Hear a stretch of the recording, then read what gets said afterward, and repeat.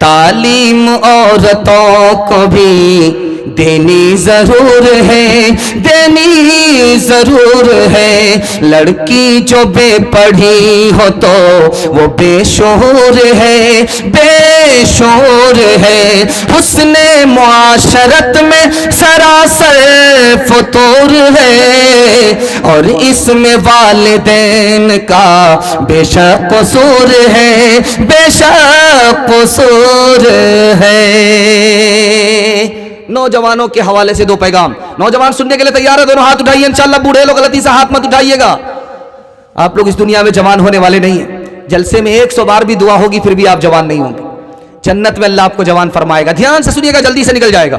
हजरत हुसैन बैठे हुए हैं, एक देहाती आया, उसने कहा कि मैं आपसे कुछ लेने के लिए आया हूं, कि मेरे सवाल का जवाब दो तो पूरी थैली मिलेगी, अगर पूरा जवाब नहीं दिया तो थोड़ी थैली मिलेगी। जवाब दो मेरे सवाल का।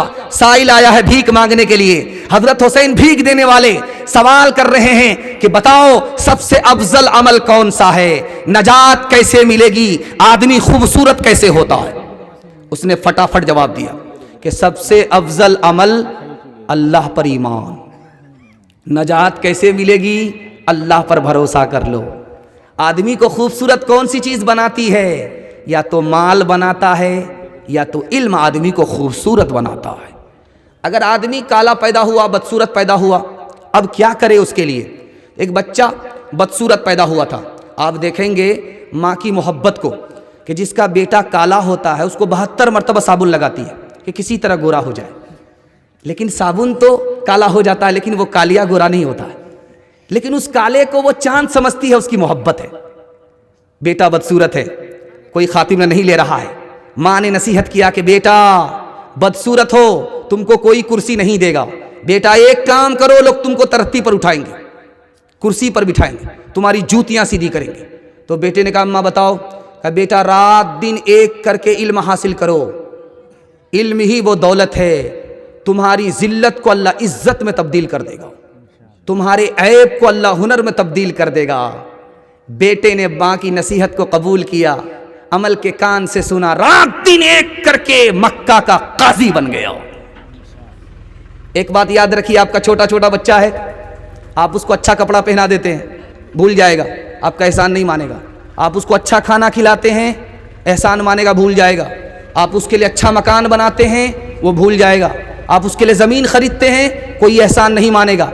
आप जाहिल रहे कोई फ़र्क नहीं पड़ता, आप अपने बच्चे को पढ़ा दीजिए, ज़िंदगी भर आपके एहसान को याद रखेगा।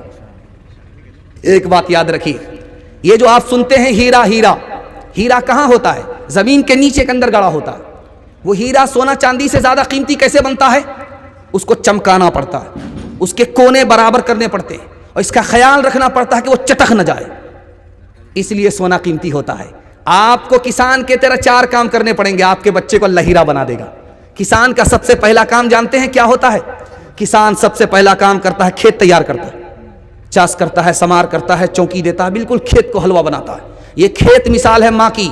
माँ जितनी अच्छी होगी उसकी गोद का बच्चा उतना अच्छा होगा। उसके बाद किसान दूसरा काम क्या करता है? बीज डालता है, मकई का बीज डालता है, गेहूं का बीज डालता है। ये बीज मिसाल है बाप की। बाप जितना पढ़ा लिखा होगा, बाप जितना नेक होगा, उसका बच्चा उतना नेक होगा। तीसरा काम किसान क्या करता है? वक्त पर पानी देता है, वक्त पर खाद देता है। ये वक्त पर खाद, वक्त पर पानी क्या है? आपके बच्चों को स्कूल के वक्त में स्कूल भेजना पड़ेगा, और मदरसे के वक्त में मदरसा भेजना होगा। अभी मकई है, ठीक ठाक है, सारे बच्चे स्कूल में, सारे बच्चे मदरसे में। जैसे ही मकई के कटने का टाइम आया, सारे बच्चे मदरसे से गायब, स्कूल से गायब। कहाँ है? तो भाई कटाई में है, धुनाई में है। वक्त पर जब तक अपने बच्चे को आप पढ़ने के लिए नहीं भेजेंगे, किसान अगर वक्त पर खाद ना दे, वक्त पर पानी न दे, उसको फसल नहीं मिलती। आप अपने बच्चे को जब तक वक्त पर स्कूल नहीं भेजेंगे, मदरसा नहीं भेजेंगे, आपको नस्ल अच्छी नहीं मिलेगी। चौथा काम किसान क्या करता है? फाजिल घास निकालता है, स्प्रे करता है, अथवा बथुआ सबको साफ कर देता है। स्प्रे करता है, अथवा बथुआ सबको साफ कर देता है। अथवा बथुआ मिसाल क्या है? गलत माहौल से आपको बच्चे को निकालना पड़ेगा। बाप ड्राइवर, बेटा खलासी, गाड़ी का नंबर 786। एक नंबर का मोबाइल बाज, रात दिन मोबाइल में लगा हुआ है। अब बेटा देख रहा है, जैसे ही फुर्सत मिली मोबाइल को बेटे के हाथ में आ गया। अब बेटा कहाँ से कहाँ पहुँच गया, उसके दिमाग को वायरस लगा, اس کے دل کو وائرس لگا, یہ بچہ کبھی آگے نہیں بڑھے گا. قصور ماں باپ کا ہے اور الزام بچے کو دینا بکواس ہے. جب آپ گھر میں ڈھول بجائیں گے تو بچے ڈانس کریں گے, قصور ماں باپ کا ہے, الزام بچے پر دینا بیکار ہے. دھیان سے سنیے گا, جلدی سے نکل جائے گا. دعا کرتا ہوں, قبولیت کی گھڑی ہے, اللہ آپ کے بچے کو مقدر کا سکندر بنائے. دھیان سے رکھیے گا, 2-3 بات یاد رکھ لیجئے, کچھ یاد رہے یا نہ رہے بچوں کے حوالے سے. جب بچہ آپ کا گھر میں رہے جھگڑا مت کیجیے گا. بچہ گھر سے نکل جائے, کرسی پھوڑیے, برتن توڑیے, جو توڑ پھوڑ کرنا ہے کرتے رہیے, لیکن بچہ جب گھر کے اندر رہے جھگڑا مت کیجیے گا. بچہ ماں باپ کے جھگڑے کو اگر دیکھے گا تو نگاہ سے گرا دے گا, نہ جوانی میں قدر کرے گا, نہ بڑھاپے میں عزت دے گا.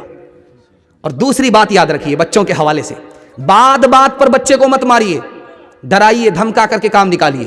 بات بات پر مت ماریے, آپ کا بچہ بے شرم اور بے حیا ہو جائے گا. جو بچہ بے شرم اور بے حیا ہوگا نہ وہ اچھا انسان بنے گا, نہ وہ اچھا مسلمان بنے گا. تیسری بات کو یاد رکھیے, بچہ جب گھر کے اندر رہے آپ اسکرین ٹچ موبائل مت دیکھیے, صندوق میں بند کر دیجیے. بچے کا موبائل خود بخود چھوٹ جائے گا, کیونکہ خربوزہ خربوزے کو دیکھ کر کے رنگ پکڑتا ہے. اور جب بچہ گھر سے نکل جائے تو آپ موبائل میں قرآن سنیے, بیان سنیے, اذان سنیے, چلے گا. آپ اپنے بچے کو صرف موبائل سے بچا لیجئے, میں گارنٹی لیتا ہوں آپ کا بچہ مقدر کا سکندر ہوگا. آپ خوش نصیب باپ ہوں گے کہ آپ کا بچہ دین دنیا دونوں کی بھلائی سے مالا مال ہوگا. دھیان سے سنیے گا, حکیم جالینوس بہت بڑا حکیم گزرا ہے, عیسیٰ علیہ السلام کے دور کا حکیم ہے. اس سے پوچھا گیا کہ اتنے بڑے حکیم آپ کیسے بنے؟ کہا میرے دوستوں نے جتنا پیسہ شراب میں برباد کیا میں نے اس سے زیادہ پیسہ چراغ کے تیل میں برباد کیا, اس لیے میں اتنا بڑا ہو گیا. اب وہ کہیں کے نہیں رہے. لقمان حکیم سے پوچھا آپ اتنے بڑے آدمی کیسے بنے؟ کہ میں نے نابینا کو دیکھا, وہ پھونک پھونک کر کے قدم رکھتا ہے, ٹٹولتا ہے پہلے, تو میں نے ہر کام کرنے سے پہلے انجام کو سوچا, اس لیے میں اتنا بڑا آدمی بن گیا. امام غزالی سے پوچھا آپ اتنے بڑے عالم کیسے بن گئے؟ جو چیز مجھے معلوم نہیں تھی وہ میں نے حاصل کیا, علم نے مجھ کو اتنا بڑا کر دیا. حسن بصری تابعی ہیں, ان سے پوچھا کہ آپ اتنے بڑے کیسے ہو گئے؟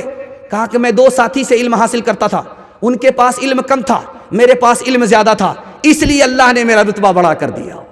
دھیان سے سنیے گا, رات کا وقت تھا, بادشاہ نے خواب میں دیکھا کہ میرے سارے دانت گر گئے.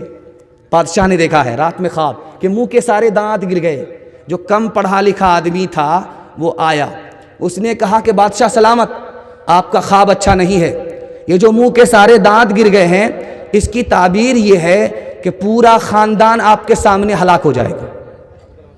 بولا اس منحوس کو جیل میں ڈالو, یہ کون سی خبر سنا رہا نالائق کہیں کا. دوسرا آدمی جو سب سے زیادہ پڑھا لکھا تھا اس کو بلایا, کہا کہ بتاؤ کہ میرے منہ سے دانت گر گئے, میں نے خواب دیکھا, کیا مطلب؟ کہا حضور خواب بہت اچھا ہے. کہا کہ وہ کیسے؟ کہا پورے خاندان میں آپ کی عمر سب سے زیادہ ہوگی, بات گرچہ بے سلیقہ ہو کلیم, بات کرنے کا سلیقہ چاہیے. انشاءاللہ پیٹ پر پتھر رکھ کر کے, سر پہ کفن باندھ کر کے, اوقات کو داؤ پہ لگا کر کے خود جاہل رہیں گے, اپنے بچے کو جاہل نہیں رکھیں گے. ہاتھ اٹھائیے انشاءاللہ. بہت خوبصورت, بڑا اچھا ماحول ہے. خدا